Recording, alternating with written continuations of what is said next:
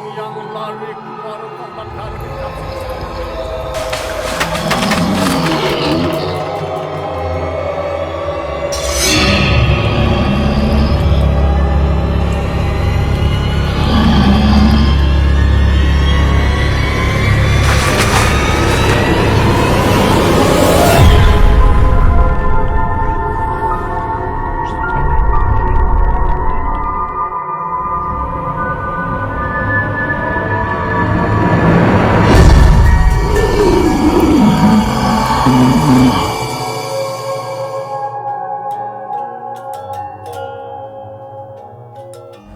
Wayang. Orang Bali pasti sudah tidak asing lagi dengan kata wayang. Dalam setiap upacara yang ada di Bali, pasti akan dilengkapi dengan pertunjukan wayang dengan cerita-ceritanya yang melegenda. Seni pertunjukan wayang sudah turun-temurun dilakukan semenjak ratusan tahun yang lalu. Seperti tak luluh dimakan zaman, pertunjukan wayang masih terus berkembang di Bali. Khususnya di daerah Sukawati, salah satunya yang terkenal adalah wayang Sapuh Leger. Berbicara masalah wayang Sapuh Leger, itu terkait dengan Sapuh Leger, dilihat dari arti kata juga. Sapuh Leger, sapuh berarti pembersihan, leger berarti kotoran, dalam istilah Balinya itu letah. Dalam pembersihan itu dilakukan oleh seorang dalang yang memang dalang itu sudah menjalani sakralisasi atau pawintenan oleh seorang pendeta. Kenapa wayang Sapuh Leger itu penting? Karena diambil dari cerita Kala Tatua. Pada saat Sang Hyang Kala ada itu terlahir, itu diberi kewenangan oleh Sang Hyang Siwa. Barang siapa yang lahir menyamakan kelahiran Sang Hyang Kala, Sang Hyang Kala itu berhak untuk memakan atau memangsanya. Nah, daripada itu, pas kebetulan itu anak daripada Sang Hyang Siwa yang bernama Larekumara lahir tepat pada wuku wayang juga, dan juga mau dimakan oleh Sang Hyang Kala. Tapi tidak diizinkan oleh Sang Hyang Siwa, beri dulu tumbuh remaja, Larekumara sudah remaja, kamu boleh memakannya, begitu Sang Hyang Siwa. Tapi Sang Hyang Siwa itu sudah memberi penugrahan kepada Larekumara bahwa Larekumara itu tidak akan pernah besar, tidak pernah remaja, karena sudah diberikan penugrahan oleh Sang Hyang Siwa. Akhirnya Sang Kala marah dia, karena dia tidak besar-besar, kapan dia harus bisa memangsa Sang Larekumara. Akhirnya Sang Kala mengejar Sang Larekumara.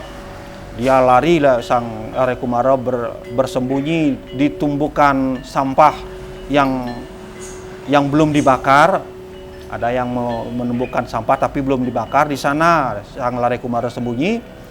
Akhirnya diketahui oleh Sang Hyang Kala, dicari ke sana. Akhirnya lari Larekumara, dan Sang Hyang Kala itu juga memastu barang siapa yang menggundukkan sampah tidak dibakar, itu Sang Hyang Kala wenang atau akan memangsanya. Dan lagi dikejar Sang Hyang Larekumara dan bersembunyi bekas-bekas bambu, potongan-potongan bambu yang tidak ada bukunya, sembunyi dia di sana, lalu dikejar oleh Sang Hyang Kala, baru mau dimakan. Akhirnya Sang Larekumara lari di lubang yang satu lagi, dan di situ juga Sang Hyang Kala memastu barang siapa undagi yang membiarkan bambu yang berserakan yang tidak ada bukunya itu, wenang Sang Hyang Kala itu memakannya. Akhirnya Sang Hyang Kala karena kadung kecapean, dia menemukan beberapa sesajen di depan kelir, mungkin ada pertunjukan wayang. Akhirnya Sang Kala karena saking laparnya dia, akhirnya banten dan semua sesajen itu dimakan oleh Sang Kala itu. dimakan-makan, ada semua dirusak, dibakar. Akhirnya seorang dalang yang akan melakukan pementasan itu tiada lain itu dalang itu penjelmaan dari Dewa Wisnu. Akhirnya dalang itu marah dan bertanya kepada Sang Hyang Kala, kenapa kamu memakan banten yang akan aku pakai untuk pertunjukan wayang? Akhirnya Sang Hyang Kala minta maaf dan memberi penugrahan kepada dalang. Nah, kalau gitu aku minta maaf. Nanti barang siapa yang lahir pada wuku wayang bertepatan dengan kelahiranku, aku berikan kamu kewenangan untuk memberikan atau menyupat, membersihkan orang tersebut.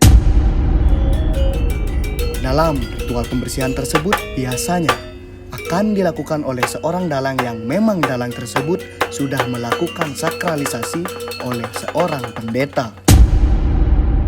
Orang yang telah disupat atau disapu leger oleh seorang dalang, sapu leger itu Sang Hyang Kala tidak akan memakannya. Begitulah penugrahan yang diberikan oleh Sang Hyang Kala kepada seorang dalang sapu leger tersebut. Memang seorang dalang itu tidak mudah menjadi seorang dalang, pasti ada rintangan dan juga cobaan-cobaan yang memang sering dijumpai oleh seorang dalang.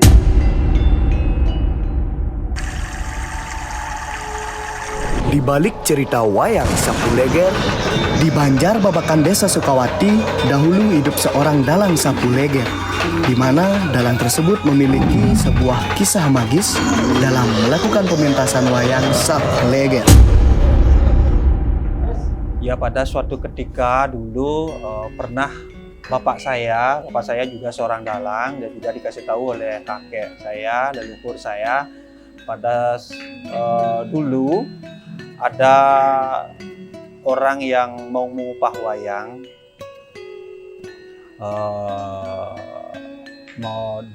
yang berasal dari desa Sunyomerto. Dia memang mau mengupah wayang untuk di desanya, dan juga sudah ditanggapi oleh dalang itu juga, dan juga ada persyaratan dari mereka. Boy, Om Swastiastu. Yang senang.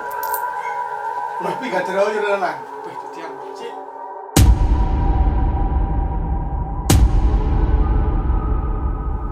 Bila nanti pada saat pentas di Sunyomerto, jangan sekali-sekali mengeluarkan rewang-rewang raksasa.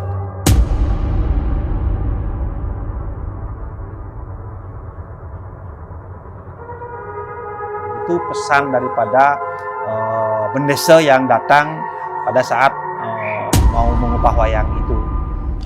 Dan akhirnya disanggupi oleh dalang tersebut, dan juga yang mengupah bendesa dari Sunyomerto itu juga pulang. Dan ketika pada saat hari H tersebut, datanglah beberapa orang yang akan menjemput peralatan daripada pertunjukan wayang tersebut, seperti gender, keropak. Mereka datang dan mengangkut, membotong gender tersebut dan juga wayang tersebut. Dan akhirnya dalang yang diikuti oleh tukang gender dan ketengkoang itu berjalan menuju ke tempat pementasan tersebut.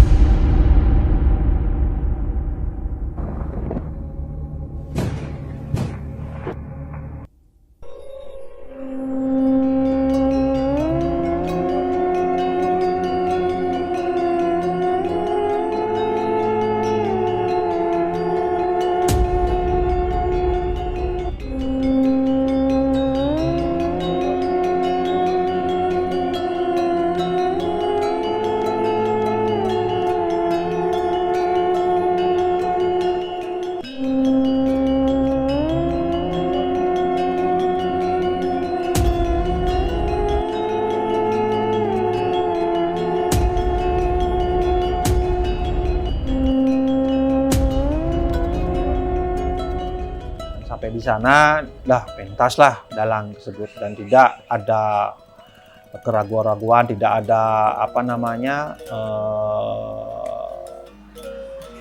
pikiran-pikiran yang aneh-aneh gitu.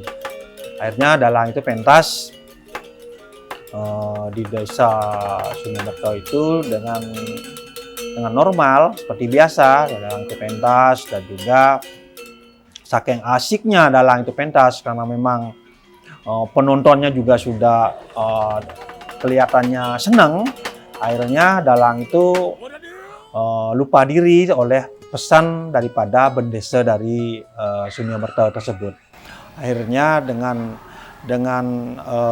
tidak menyangka dia dalang itu mengeluarkan rewang-rewang raksasa yang memang tidak diizinkan oleh bendesa tersebut.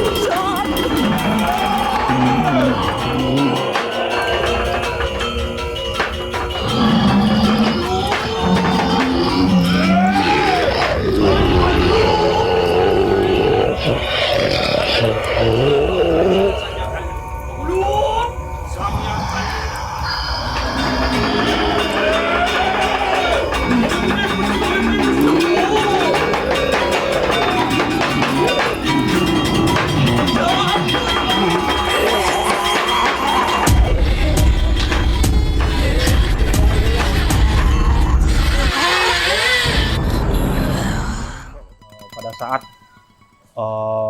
dalang mengeluarkan rewang-rewang raksasa tersebut,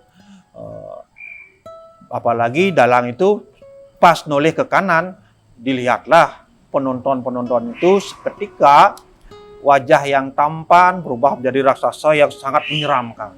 Dilihat ke kiri, yang tadinya dilihat cewek cantik, wanita yang cantik, akhirnya tumbuh taring dan rambutnya panjang berubah menjadi sosok yang menyeramkan. Akhirnya dalang itu panik dia, kenapa ini bisa terjadi? Akhirnya dalang itu saking paniknya dia dan juga akhirnya penabuh Gener juga dia panik juga karena dilihat sekelilingnya sangat menyeramkan dan mencekam. Dan baru sadar dia seorang dalang itu bahwa baru dia sadar ternyata dia itu pentasnya bukan di desa lagi tapi di suatu tempat yang sangat seram sekali.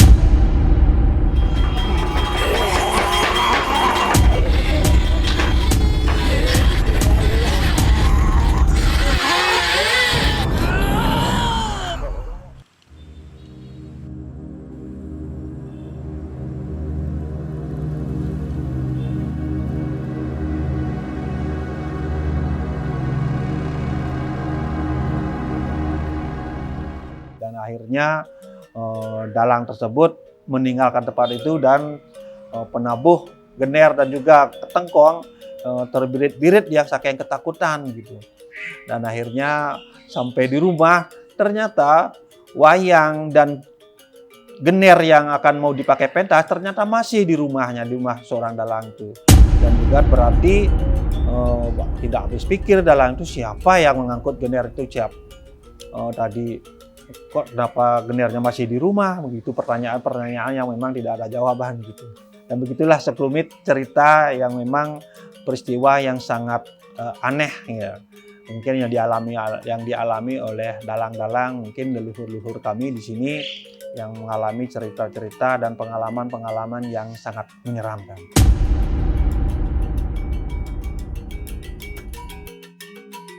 Cerita seorang dalang sapu leger yang ada di Babakan Sukawati sendiri sudah menjadi sebuah cerita yang melegenda di rakyat Sukawati.